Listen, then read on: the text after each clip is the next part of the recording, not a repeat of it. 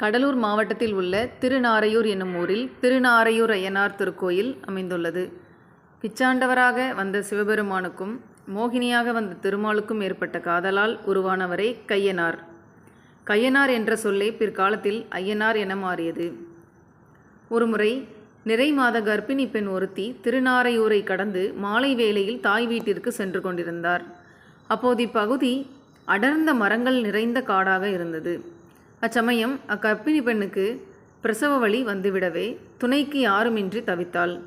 அப்பொழுது ஐயனார் ஒரு பெண்ணாக தோற்றமடைந்து அப்பெண்ணிற்கு நல்ல முறையில் குழந்தை பிறக்க செய்தார். பின் இரவு முழுவதும் அப்பெண்ணிற்கு துணையாகவே இருந்துவிட்டு விழிந்தவுடன் மறைந்து விட்டார். அதன் பிறகுதான் அந்த பெண்ணிற்கு தனக்கு தாயாக வந்து பிரசவத்திற்கு உதவியது ஐயனார் என தெரிய வந்தது. இதன் அடிப்படையில் இங்கு ஐயனாருக்கு கோயில் கட்டி வழிபாடு செய்து வருகின்றனர். எல்லா வளமான செல்வங்களையும் பெற்று வளமுடனும் நலமுடனும் வாழ வைப்பதால் இத்தலத்தில் உள்ள ஐயனார் மங்காமல் காத்த ஐயனார் என பெயர் பெற்றார். ஒவ்வொரு ஆண்டும் ஆடி மாதம் மற்றும் தை மாதங்களில் வரும் கடைசி வெள்ளிக்கிழமை அன்றும் தைப்பொங்கல் பண்டிகை தமிழ் வருட பிறப்பு நாட்களிலும் இந்த ஐயனாரை குலதெய்வமாக கொண்டவர்கள் இக்கோயிலில் வழிபாடு செய்வது வழக்கமாகும்.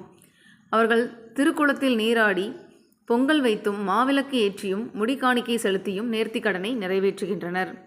இதுபோன்ற ஒவ்வொரு குலதெய்வம் பற்றிய தகவல்களை தெரிந்து கொள்ள நம்முடைய ஜெய் ஸ்ரீராம் சேனலை சப்ஸ்கிரைப் செய்து கொள்ளுங்கள்.